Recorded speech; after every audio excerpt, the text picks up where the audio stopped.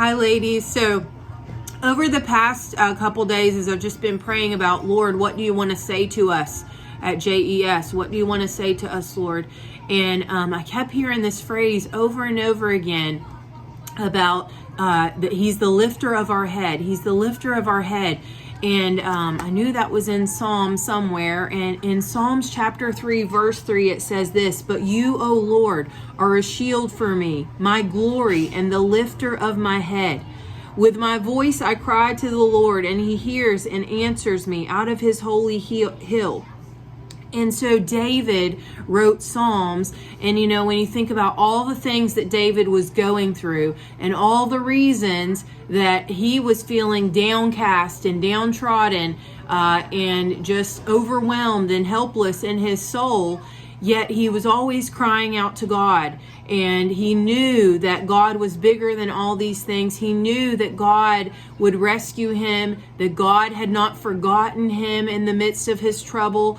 And all throughout the Bible, the Lord does remind us to lift our heads, to lift our hearts, to lift our hands to Him. And when we're in the midst of things, of frustrations, when people disappoint us, when people make decisions that disappoint us and affect us, when things are going on that are wonky and that don't make sense and we don't agree with and we don't understand, this is in school and out of school. When all these things happen, the enemy, again, is always looking to divert and distract you from doing what God says, which is the answer and what you need in the midst of those things, which is to lift your hands and head to Him. He is the lifter of your head. He has not forgotten you in the midst of anything that you're going through. He is with you. He will never leave you. He will never forsake you. That's what God's word says. And so I want to remind you today, again, as we continue on through this school year, and I feel like, the beginning of this school year has definitely been challenging and overwhelming for a lot of people for a lot of different reasons.